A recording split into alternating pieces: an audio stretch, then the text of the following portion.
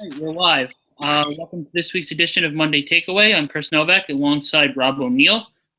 Doing this for the first time as a 24-year-old, and also doing this for the first time this season where we're both at our homes as opposed to Rob being down in Columbia, Missouri. He's up in the Chicagoland area. That is correct. Fun times all around here. Getting started here, we're just going to jump right in. What? Yeah, I know. I didn't have a hat. I hoped to wear a Santa hat today, but unfortunately, none of them fit my head. I'm just gonna have to roll with it. Getting started right away here. This week's AP poll was released a few hours ago, and the big story from a Big East perspective is that not one, not two, but three teams are in the top 10. Xavier leading the way at number 6. After being number 10 last week, jumped up the coaches poll as well. The Butler Bulldogs jumped all the way up to the number 9 spot after a win over vaunted Purdue over the weekend in the 2015 Crossroads Classic. And finally, maybe a little bit surprising, but evident more so of what fell around them, Providence jumps up to number 10 after defeating Rider over the weekend. They're off to their best start since 1988. When they went 13-0, the Friars right now are 11-1. Here, Rob, what are your thoughts on three teams getting in the top 10? Well, to be honest with you, I think I would probably switch Providence and Butler. I know Butler has the 2 good wins over Cincy and Purdue, but I mean Providence's only loss was to the best team in the country on a neutral floor. So I mean, it's nitpicky, but that's just where I'm at. Yeah, that's fair. That's fair. I'm a little disappointed that Villanova dropped down to 17th after being number 12 last week, or number 13, whichever it was. Kind of penalizing them for having a tough schedule and going on the road to Virginia, who popped up a few spots. Their 2 losses are to top 5 teams. I mean, exactly. I don't really think that they should be dropped down to number 17. Like that. That's just.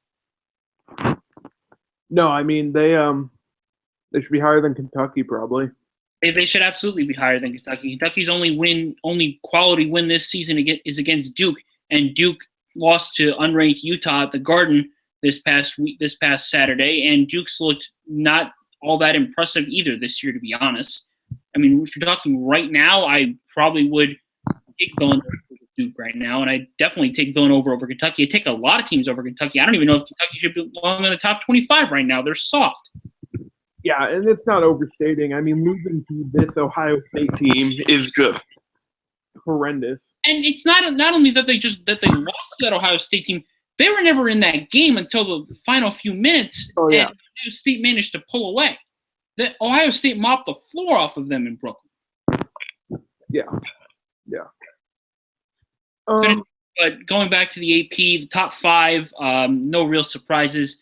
Michigan State, Kansas, Oklahoma, who took care of business against Big East representative Creighton over the weekend, that being the back end of a home-and-home series. So they were able to split that series after Creighton defeated Oklahoma last year at the Clink. Maryland checking in at number 4, and Virginia hopping up to number 5. Am I missing something with Maryland that I'm still not impressed with them? I'm a lot more impressed with Maryland than I am Iowa State, who dropped number 11, justifiably so. But I mean, Maryland, they beat a Georgetown team who we're starting to find out might not be very good. No.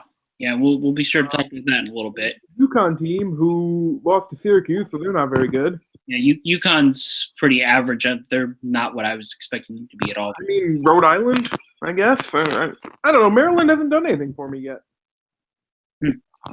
It's fair to hold judgment there. They don't get a test until, I guess, if you want to call it a test, when they come to Evanston. But I don't know. I mean, a test when they go to Madison. It's arguable their first real test when they go to Ann Arbor on January 12th. Yeah, I mean, we've gone on record with our reservations about Maryland, and they're pretty justified, but I mean, I think a lot of this. I just think a lot of this same thing goes for where Kentucky stands right now in Duke. It's just a lot of preconceived notions, and it's just based off of what the preseason poll looked like. And everyone's just kind of afraid to write other teams off. yeah, I mean, I think if I had to make a top 5, it would probably be Michigan State, Oklahoma. I mean, I could see Xavier at 3. Yeah, I can see that as well. It's not just, oh, I'm putting the 3 undefeated teams there. I mean, they've been the 3 best teams in the country. Yeah. And then probably Virginia over Maryland. But, whatever. Polls, they're pretty useless in the grand scheme of things. And no other conference has 3 teams in the top 10. Nope. So that's something to hang our hats on here, to say the least. Yeah, I mean, talked about how we're kind of surprised Villanova fell so much.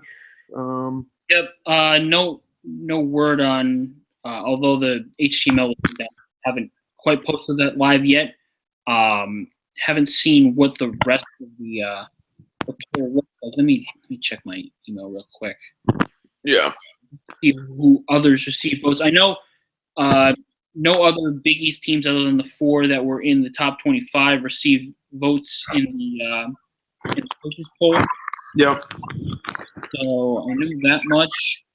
Just while you do that, we got George Washington in the poll still. They'll play DePaul tomorrow night in Rosemont, and South Carolina at 10-0, finally making their debut in the poll. They will play St. John's tomorrow night in at the Mohegan Sun in Connecticut. Yes, that should be a fun one. Well, it looked to be a little more intriguing last weekend when St. John's beat Syracuse, but now I'm not so sure. We'll talk about Syracuse in a little bit. Yeah, we might be a little bit more nationally focused today than usual because nothing happened last week. I mean, it was a pretty quiet week. Okay, in the all other Big East teams received votes. Okay, I guess and I said this on the Twitter account. I guess I'm a little surprised, not like flabbergasted or whatever. I'm not like mad, but I'm maybe a little surprised that Seton Hall didn't receive any votes. Mm-hmm. They knocked off Wichita State in overtime on Saturday. Yep. Maybe that national attention would maybe spurn someone to say, "Hey, Seton Hall's 9-2. Let's give them a vote." But apparently not. No. So yeah, that's the poll. That's the poll. So let's move on now to players and freshmen of the week. The Big East and Big East Coast Bias both selected Roosevelt Jones of Butler as the player of the week. Yeah, we've been on a roll lately. We have been. We've been syncing up. We've been syncing up with them with how the player of the week shook out. Jones had 19 points, 11 rebounds, and 5 assists in the Bulldogs' win over Purdue. Indianapolis played well on both ends. And this was definitely the closest voting total since we've been doing this award, which has only been for like 3 weeks or so. So, I mean, when Chris Dunn's not playing, it really opens things up. It really does. And we had at one point a 4-way tie before Jones pulled away. Desi Rodriguez, who I personally voted for as Big East Player of the Week after his performance against Wichita State. Isaiah Whitehead both had 2 votes. Trevon Blewett had 1, and in second place was Ben Bentil, who had 3 votes. He narrowly caught one at near the end of the voting, but wasn't able to receive another to go for a share of the BECB Player of the Week. Yeah, I mean, I voted for Roosevelt Jones. Full disclosure, I didn't see many of the games on Saturday. I did see the entirety of the Butler game. But, I mean, I feel like it's pretty justified. It wasn't agreed to vote for him. I mean, the conference did it too, so. Yeah, exactly. I mean, with what you just said, you didn't really miss much. Besides Rodriguez and Whitehead, I thought Rodriguez outplayed Whitehead, but I could see why people voted for him. Yeah. No one really stood out aside from Chris Jenkins for Villanova. And, Georgetown was Georgetown. They were kind of a mess. And no one really shined for Creighton nor DePaul. Yeah. So you made a very justified decision. And freshman of the week, it just keeps changing. It really does. Edmund Sumner of Xavier won the Big East Freshman of the Week award. Sumner is the let's see here. I believe he's either the fourth or the fifth different player he's the fifth different player, or I should say, he's the fifth player in 6 weeks to win the Big East Freshman of the Week award. The only two-time winner being Marquette's Henry Ellenson. So Sumner joins Ellenson, Elijah Kane of DePaul, Yankuba Sima of St. John's, and Kyrie Thomas of Creighton, who was the first winner of the Big East Freshman of the Week award. Sumner scored 13 points, was 3 for 5 from the three-point line, 4 for 6 from the free throw line, 6 rebounds, 5 assists, well-deserved award. Yeah, I'm still. Yeah. Well, we'll see how everything plays out with him, but yeah. So we've gone sort of at a fast tempo here. I guess we can touch on Jalen Brunson being named as USA Basketball's Player of the Year. I know it wasn't really a big surprise given how well he performed in the tournament, and it was an Olympic year, so. Yeah, exactly. It's just the FIBA tournament guys that are eligible. Mm-hmm. But yeah, I mean, he was the MVP of the U19 over the summer. USA won, and I remember that championship matchup. I think we live tweeted it. That was really everyone's first, exposure to Jalen Brunson on a national stage. And he ended up with 14 points, 5.6 assists, and 2.1 steals per game in the 7 victories of the tournament. And I believe in the final game, he had 8 assists and no turnovers. And, previous winners of the USA Men's Basketball Player of the Year include LeBron James, Kevin Durant, Michael Jordan, David Robinson. So pretty good company to be in. Yeah, I would say that to say the very least. Yeah. I mean, it's pretty much all there is to say about that. Yeah, kind of a bit of a fast pace here now. Things are going to slow down a little bit as we go over what happened last week, which we can probably do power rankings real quick. Oh yeah. Let's talk power rankings. Xavier was the unanimous choice for number 1 spot this week. Yep. To the surprise of absolutely no one. Nope. Musketeers are off to their best start in school history. They are currently 11-0 after their impressive victory over the Auburn Tigers, who, quite honestly, had not been that awful this year in their head coach Bruce Pearl, but they got waxed at Cintas this past week. Yeah, it's a tough place to go and play. I mean, what do you really expect? Yep. Butler was number 2, hopping Villanova. Not surprising. Villanova number 3. They lost to Virginia. Not a bad loss, but you go all one, you're going to drop. I don't think it's concerning that they have 2 losses to Virginia and Oklahoma. It would have been nice to win one of them. Of course. Obviously, if they don't fix a couple things, a good test for where Villanova is going to be is next week when they play Xavier at the Pavilion. Yes. That's going to be a game for you. Yeah, since the if Villanova, I need to check their schedule. I'm not sure if Villanova plays a home game at the Pavilion this week. They do. They play Delaware and Penn still before Xavier. So, all right, so that's 2 wins. So they still have their lengthy win streak going on at the Pavilion they haven't lost a home game at the Pavilion since Providence beat them way back in 2013. I need to check. I remember last counted it was at 34. It's definitely gone up. Row now. So like you said, Villanova was number 3. Providence held firm to the number 4 spot after they defeated Rider. Without Chris Dunn, they still looked pretty impressive to me, even though they let Rider hang around a little bit.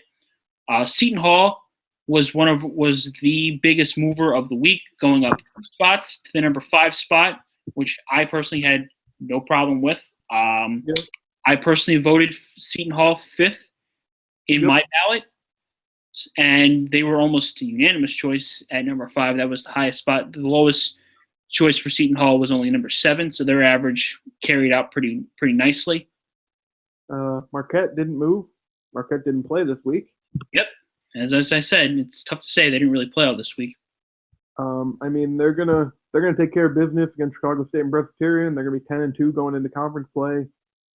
You'll take it. Yep. I mean, they may not have the quality of wins that they would have liked. That Arizona State win looks nice. Wisconsin's always nice, but I mean, just keep taking care of business. Yep. Georgetown, who we will talk about a little more in depth in a little bit, but they are at number 7 now. Yeah, there you go. Which losing to Monmouth wasn't bad. No, absolutely not. Losing to UNC Asheville is bad. That's another story.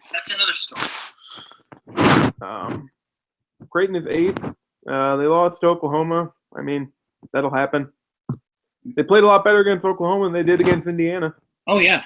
So, Got that going for them. Yep. Paul lost to Northwestern. They had it, and then they lost it. And they managed to bump up. Oh, yeah. But that's themselves at number 10. Yeah, I mean, I had St. John's at number 10 before they even played yesterday. Same. Friday night, just as soon as that game went final. Yep, they were a close. It's not a slight on them, they're gonna take their bumps, Precisely. But Syracuse is really bad.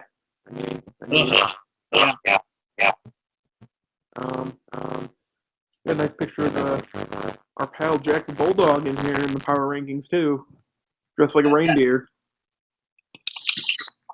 Might need to put headphones in, by the way. Your sound is left.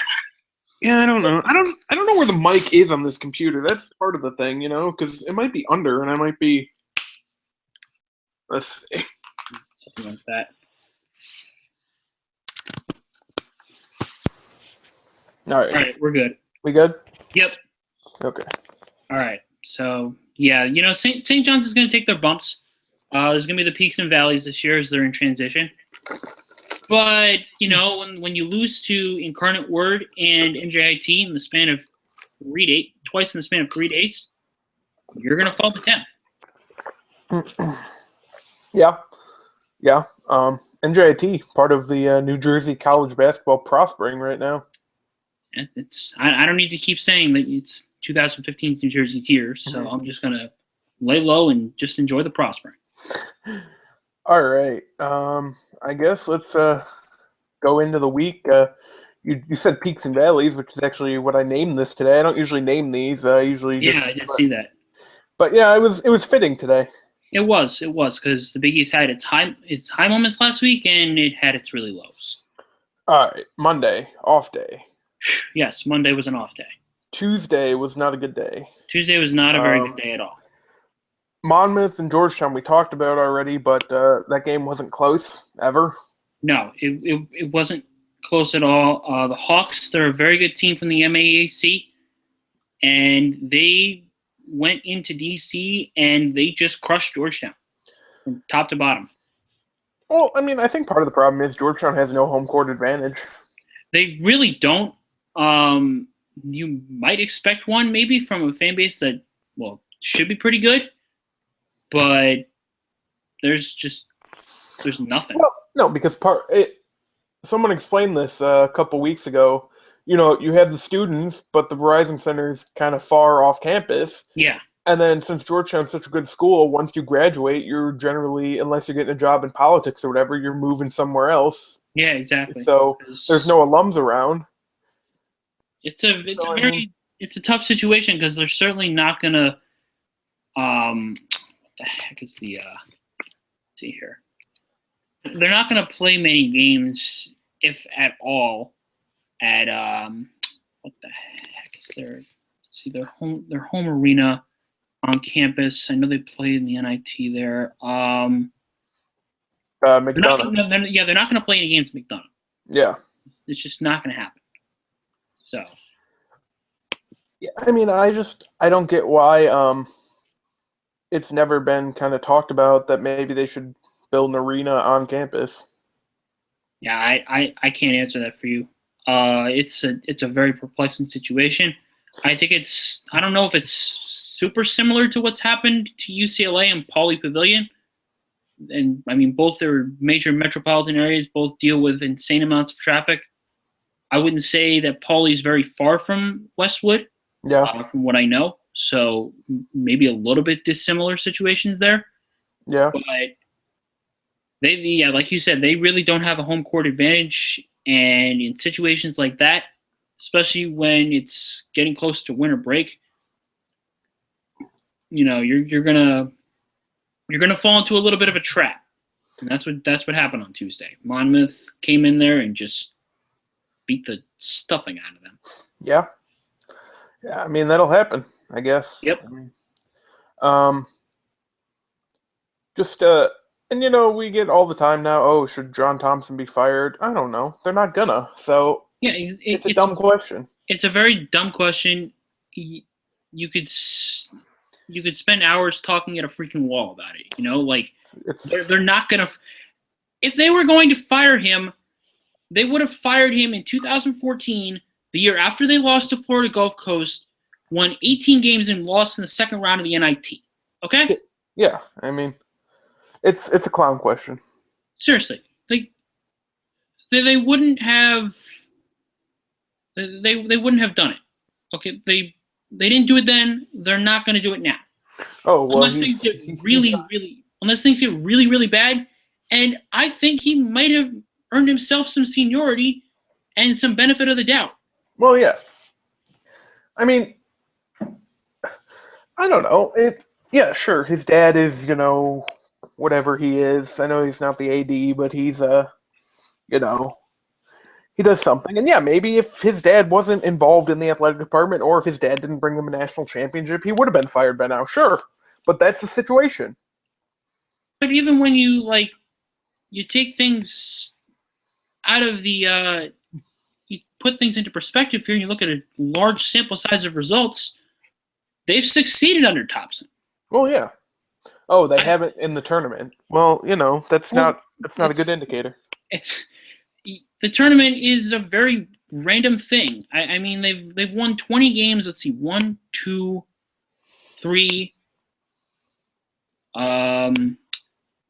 4, 5, 6, 7, 8 times under Thompson. Yep. Okay, cool. Fire him. It doesn't really accomplish anything mid-season. Nope. First off, there's nothing can really be achieved at all from making a coaching change in the middle of the season. And in fact, I think it might do a team, especially like Georgetown, that's still going through the motions right now, obviously. Well, yeah. It might do them even worse. So That's the first thing. Second of all, again, he's got enough clout and he's had enough success where I think he's earned a little bit of a benefit of the doubt situation. But maybe we revisit this at the end of the year. I don't know because I don't know what to make of this Georgetown team.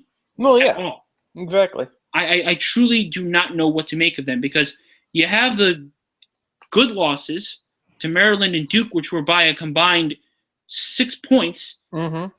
and you have your perplexing ones against Monmouth and UNC Asheville back to back, where they're losing by 15 to Monmouth and they're losing by 6 to UNC Asheville at home. Yep. The Radford game, I'm disqualifying because Radford played the game of their life, so that's whatever. That's a wash. Yep. And it was a double overtime game, whatever. But they're not firing Thompson because, again, if they were going to fire Thompson, the situation was right for it in 2014 when it literally could not have gotten any worse for them. Well, yeah. All right. Also Tuesday night, Stanford and DePaul. This game was never close either. Ugh. No, it was not. DePaul beat a much worse Stanford team, or a much better Stanford team last year by Yes, 15, and they turned around and lost this one by 19. Yeah. So go ahead and try and make something of that. Yeah, I mean, I don't know. DePaul, they are what they are. Yep. I mean, they went 3-game losing streak, 4-game winning streak. Now they're back to a 3-game losing streak. So, Like we said, peaks and valleys. yeah, we'll see what DePaul ends up being, I guess. Yep. And then Wednesday happened. We have games on Wednesday? Anything happen on Wednesday? I'm not sure anything happened. Wednesday, on off day. Thursday, off day. Friday. Friday, St. John's lost. St. John's lost to Incarnate Word. And that was In a bad. game that wasn't particularly close at some points either. No, I only got to see the second half because I was traveling, but I mean, from what I saw, they didn't look good. No, they really didn't. They lost by 22 at home at Carnesecca to Incarnate Word. I don't have a problem with St. John's losing to NJIT. NJIT is not a bad team. Incarnate Word is a bad team. They are. Ugh. Just St. John's is way down there in the Ken Palm rankings now. yeah, they brought the Big East down all the way from 3rd in Ken Palm's ratings to 5th with that one loss alone. Just But that one loss. even with where St. John's is right now, which is 221, they still got a while to go if they ever want to catch Rutgers. That's true. So things could always be worse. Actually, oh man, South Florida is actually worse than Rutgers. Oh wow. South Florida, who we'll see tomorrow night against Seton Hall. Yeah, so that bodes well for the Pirates. And then Saturday was busy. It was very busy. I didn't get to see Villanova, Virginia. From what I've heard, it was close, and then Villanova kind of just couldn't get a stop in the second half. Yeah, I mean, I wouldn't really. I don't know if I necessarily blame it on defense. They couldn't rebound. They couldn't rebound. Virginia just did what they did. They held onto the ball. They milked the clock. They took the right shots, and the shots just fell. They couldn't stop Perantes. Gill was really good. Brogdon was really good. It's just it was the perfect storm. Villanova had made enough second half adjustments. They were shooting the lights out. They had only 29 points in the first half. They wound up finishing with 75. Yeah. They scored 1.3 points per possession in the second half after just scoring merely just one. Yep. So they made the adjustments. It's just that Virginia just outshot them because they were taking the right shots. It wasn't defense. It was the fact that Villanova and rather Virginia just couldn't miss. Yeah, I mean, I guess that'll happen. Yeah. Again, Villanova's lack of size is an issue. It was. I don't know if that necessarily was why they lost. I mean, sure, they did lose the rebounding battle by pretty comfortable margins. I'm looking here. Offensive rebounding percentage for Virginia was 59%. Villanova's was merely 35%. Defensive rebounding, 64.3% for Virginia, 40% for Villanova. They were manhandled on the courts. I mean, Villanova doesn't have anything to worry about. They're still going to win, 20-plus games. Yeah, of course. They'll still be in the tournament. I don't know if it's, a foregone conclusion that they'll win the Big East anymore. I don't think so either. I think that it's – and maybe we should – I know it's easy to say this now, but, the loss of Javon Pinkston and Darren Hilliard, Pinkston especially, another big down low for them, is looming pretty large. But, yeah, I I mean, there are certainly worse losses to take. Yep. They're not out here getting throttled by mid-majors. Yep. Like Georgetown. They're out here losing on the road to one of the top teams in the country. Yeah. Shit happens. Xavier played a non-conference game at the Cintas Center and won. Yeah, I haven't seen that one before. 5 guys in double figures. Yep. And the beat goes on. Yep, beat goes on for them. Won the rebounding battle. That they did, and that's a good win for Xavier to avenge the loss that they had, the ugly loss that they had to Auburn last year in double overtime. Yep. And it's not Jordan Hare. Don't be stupid, Chris. It was Auburn Arena. Yeah. Auburn Arena. I honestly did not know what Auburn's basketball arena was. But well, I mean, coming from the land of Mizzou Arena, I guess Auburn Arena isn't the most unoriginal thing I've ever heard in my life. So, Big East old friend Tyler Harris was not good in this game. No, he was not. He was not. I think I saw some Providence fans laughing about that. Well, he fouled out in 18 minutes. Yeah. Yeah. Going back to your point to Xavier losing or not losing home non-conference games. Last time that they lost any was in 2012 when they lost to Vanderbilt and Wofford. So they haven't lost a non-conference game at home in 3 years. Yeah, I mean, if you look at the home non-conference losses under Chris Mack, I know Florida and like Gonzaga and I think Butler are on there from like back when Butler was, going to back-to-back Final Four. So Yep. They haven't really taken. I mean, that Wofford one is kind of bad, but yeah, the Wofford one was a little perplexing. That Wofford team was not good at all. They went 13-19 that year. yeah, But that Xavier team was pretty middle of the road as well. They finished the season 17-14, lost their first A-10 conference tournament game to St. Joe's. yeah, That St. Joseph's team did not go on to. They went on to lose to St. John's yeah, that season, and I believe the NIT. So yeah. But this is a pretty good Xavier team. yeah, it's a very good Xavier team. Once again, on display was their balanced attack. They had 1, 2, 3, 4, 5 players finish in double figures. They won in the rebounding department. They won in the turnover battle. They were effective. They were potent. They did everything that was asked of them. That's just what they do. It's just weird, because most good teams have at least one weakness, and it's really tough to pinpoint one here. I can't pinpoint one. The only weakness that I can think of was what happened in the first 2 games where they got a little sluggish, but they're not doing that anymore. No. They're not going through spurts where they're not scoring points. And that was the one weakness I thought they had in the Miami-Ohio game and the Missouri game. But since they beat the tar out of Michigan, they've just been rolling. Yeah, when's the last time they had a close game? I guess Cincinnati got a little close, but The Alabama game was kind of ugly. Cincinnati only got close when Xavier had the game in hand. Yeah, exactly. So they've been just pasting teams left and right. Yeah. Saturday also we talked about Creighton and Oklahoma. We did. Not a bad loss for Creighton. No, absolutely not. It's tough to win away.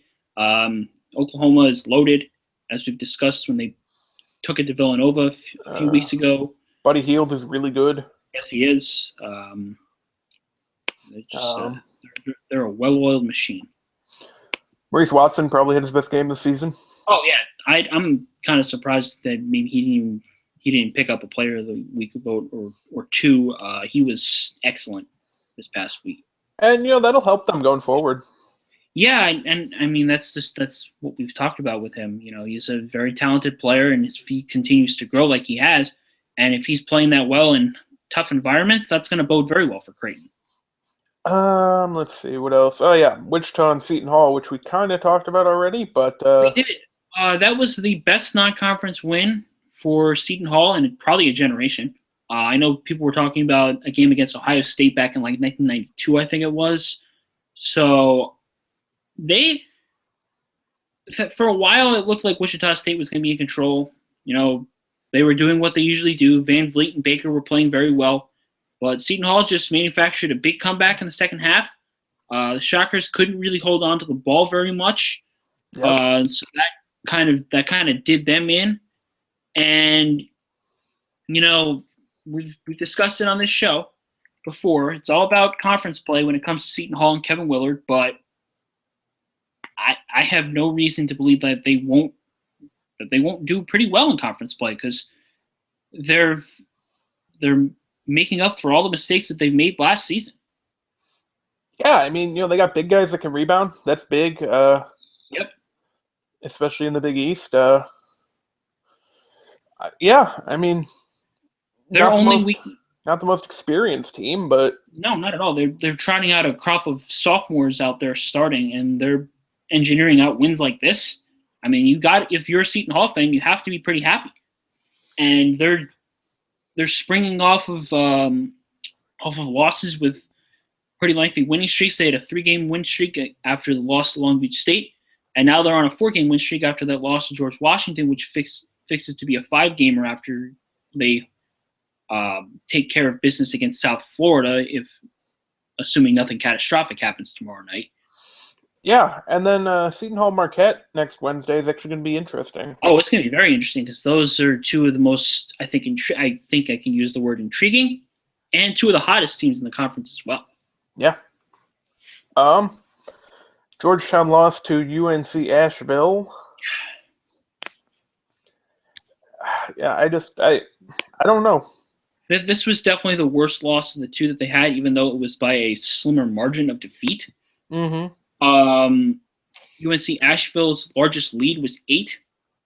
But the problem was Georgetown's largest lead in the game was 9-5 at the 15:28 mark in the first half. Yep. So Georgetown had the game kind of in hand, but as time went on, it kind of slipped away from them. And a big problem right now for this Georgetown team is they can't shoot threes. Yep. And they can't defend the 3-point shot either. I know going into this game, their last two teams had shot 50% from the 3-point line. UNC Asheville shot 47.4% on Saturday, going 9 for 19. It was also kind of one at the free throw line as well, though by a very slim margin. Neither team could really shoot well from the free throw line on Saturday. So. Yeah, it also doesn't help that DSR has kind of been a little bit worse this year than last year. Yeah, he's going through a bit of a spurt right now. He had that good start to the month of December, but in the last 2 games, he hasn't really performed all that well. He got 18 points against Monmouth, but his shooting percentage was awful. Yep. Same thing happened against UNC Asheville. He had 7 points. He only made 2 shots out of 10 attempts. So, there's a whole lot of bad going on for Georgetown, as we discussed. And I know this was a question that was posed to us. So, do you want to go ahead and talk about that?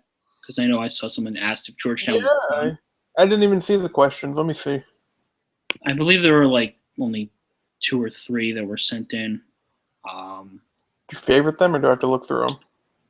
Let me see. Yeah, here we go. All right, so it's by De Palma Anthony. Is Georgetown done? And if not, how do they get back in it? I wouldn't say they're done. I don't want to bury them right now. No. What I will say is their margin for error is paper thin right now. They cannot. They have to win their next game. They have to against Charlotte. If they lose to Charlotte, their only hope of getting in the tournament, in my opinion, is if they win the Big East tournament. That's it. They're done. If they go 6-6 in non-conference play, with their best win being against Wisconsin, they're done. Yeah. And their best win is Wisconsin right now. But if they have to go 7-5.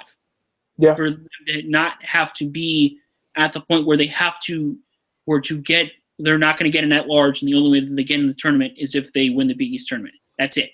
Yeah. That's what it boils down to right now for them. I'm not writing their eulogy right now, but I'm getting pretty damn close. No, I mean, if you go off of the Ken Palm projected record right now, he's got him at 15 and 16. That's not going to get the job done. No, it's not. So, yeah, they're not done yet, but they are going to need to show us a little more than they've been showing us. Yeah. So I we'll see. didn't actually catch that they changed the projected record so much. Wow. Yeah. Ooh. Jeez. Northwestern and DePaul. DePaul just kind of ran out of gas in overtime. Mm-hmm. I mean, Tip your cap to Northwestern. yeah, I thought DePaul played pretty well. Mike Henry had a good game. They just Couldn't finish. I mean, I think they had a lead late in the game, though, that they blew as well. Let me see here. yeah, DePaul's largest lead was 43-36 with 15:47 to go in the second half. Yeah, so. And Northwestern's largest lead wound up being 76-67 with 14 seconds to go in OT. So they completely turned that game around. DePaul was up by 3 with 90 seconds to go in the game, and they were up 6 with 4:58 to go in the second half. Northwestern's win probability at that point was only 13.7%. So yeah, so probably a game DePaul should have won. Yeah, unfortunately they couldn't make stops and they couldn't get the job done. But that's going to happen sometimes. Not to really make excuses for them, but DePaul is what they are. And if 5 and 6 right now, they can salvage that and go. And if they can go 6 and 6 heading into conference, but which they're playing George Washington at home, it's gonna be tough. Unlikely. But 5 and 7 right now, it's not the worst thing in the world. No, it's truly not the worst thing in the world. Their worst loss is to Penn State. Yeah. So. All right, let's see. Providence and Rider we'll talk about real quick before we get to Butler Purdue. Yes. Ben Bento still good. Chris Dunn still sick. Yes. Rodney Bullock, quite a good second option for them, or third option. Providence still being very balanced. They jumped out to a huge lead in this game. Rider kind of fought back into it though, and they were able to hold them off towards the end. I come away pretty impressed with Providence and their resolve right now without Dunn. The 11-1 at this point of the season. I mean, if you're a Friar fan, you have to be, very, very, very happy right now with where this team's at, with being now number 10 in the AP poll. Of course, not many people thinking that, maybe they could get off to this kind of start without the presence of LaDante Henton and company, with Bentil breaking out, emerging, and they're still winning games without their best player. And, that's as good of a thing as you can keep doing. You just have to go with next man up, and you have to show some toughness a little bit, and that's what they're doing. Yeah, I know Dunn was, for tonight, a game-time decision. So Friars, of course, playing UMass tonight. Yeah, they're at UMass. Yeah. Which could be a bit of a trap game. Yeah, it could be. It could be a little sneaky for them, but like you were saying, so hopefully Dunn does play tonight as he's a game time decision. Friars only lost one non-conference game at home under Ed Cooley, that being against Brown last year. So Friars are also done with non-conference play after tonight. Yep. Getting a little 10-day layoff. Yeah. It's pretty nice for them, I must say. All right. Our last game Saturday that we're going to talk about, not chronologically, but Butler Purdue. This was fun. It was fun at first. It kind of slowed down, and then it got fun again. Purdue has a lot of big guys. Yes, they do.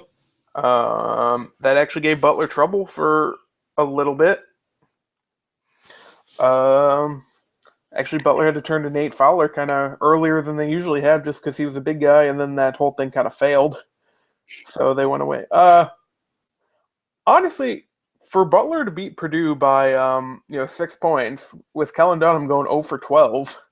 Very, very impressive. Which, of course, Colin Dunham going over 12 is a problem. But Well, I mean, that's not going to happen all the time. I know. But if you look at his numbers against, Purdue, Miami now, he hasn't been very good against good teams. And I mean, it could just be an anomaly. I mean, he had 23 against Miami. I know like 22 shots. Yeah, I mean, he had 23 on 17 shots. But I mean, he's a shooter. He's gonna shoot. He's gonna shoot through it. Exactly. Um, If he's going through a little bit of a spell, work the kinks out in non-conference play, and get your mind right for conference play. He's a senior. I trust him. He'll work himself out of it. Yeah.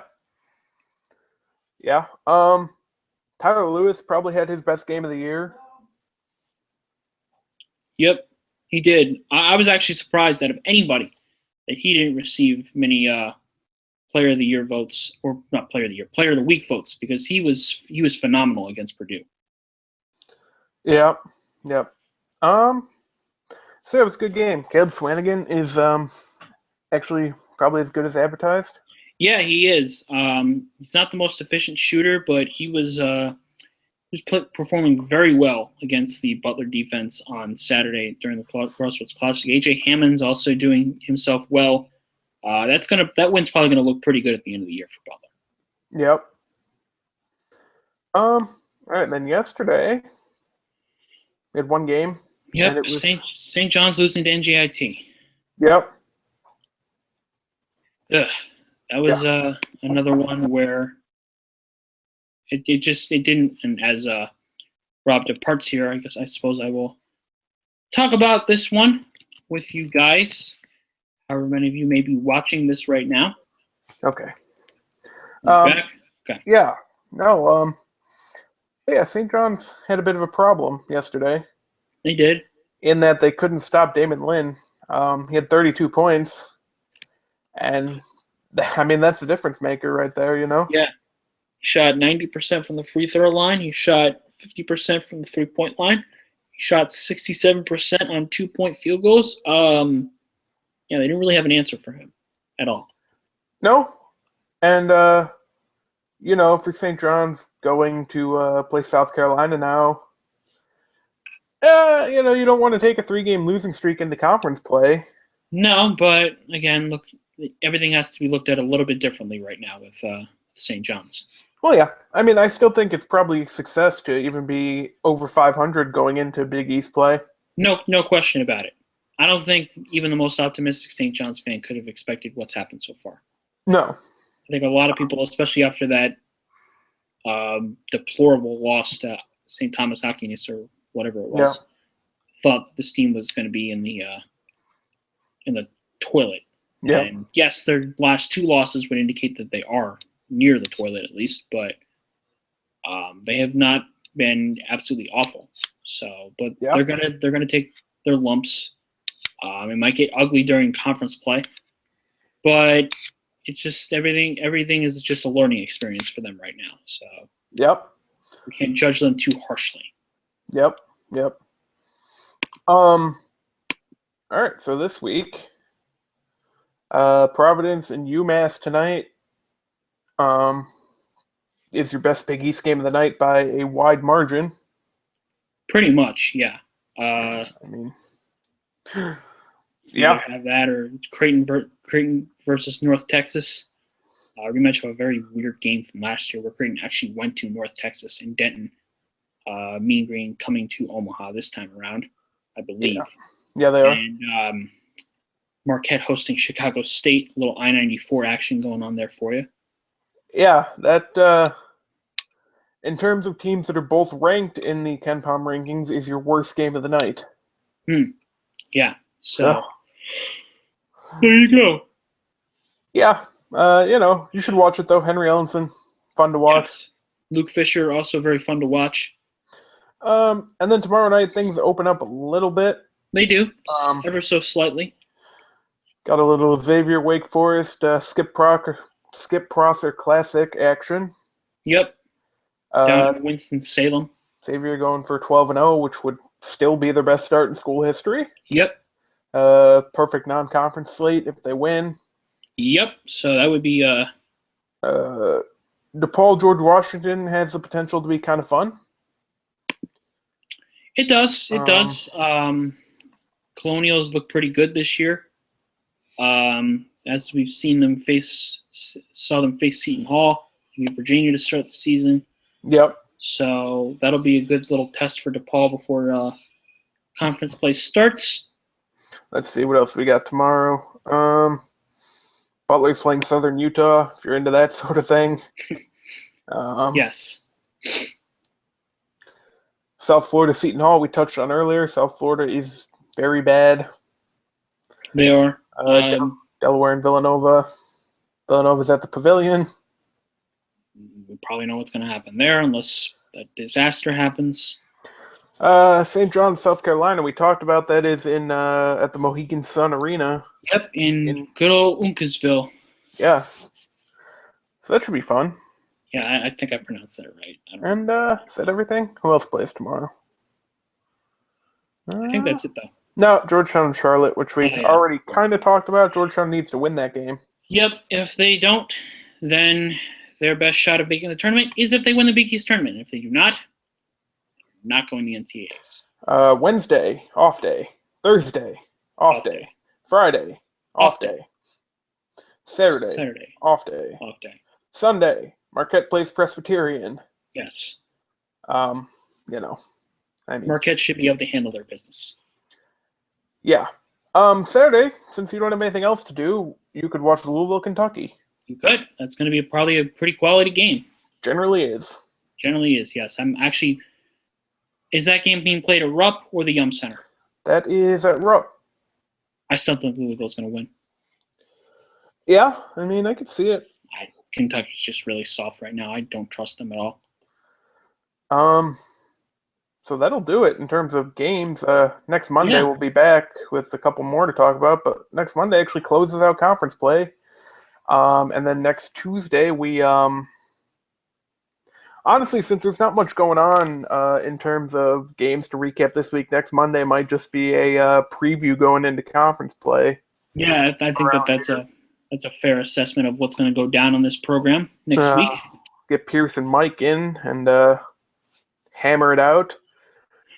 And then the first Monday takeaway of the new year is actually going to be kind of interesting. Yes, it is, because we're going to both be at the same place at the same time. Yeah, so I don't know if we're going to both be on one camera or... We'll figure it out somehow. Hammer something out. Yep.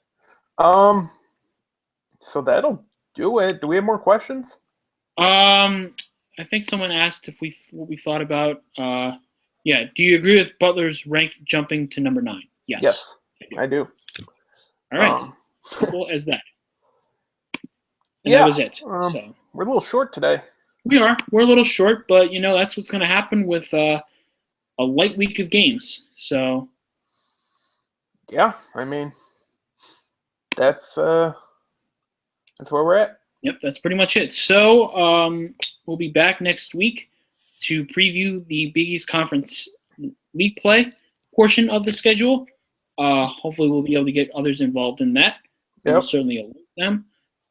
So just stick with us here as the month of December concludes and the year 2016 looms. So, and for Rob, I'm Chris. Have a wonderful day and have a happy holiday as well. Yeah. All right.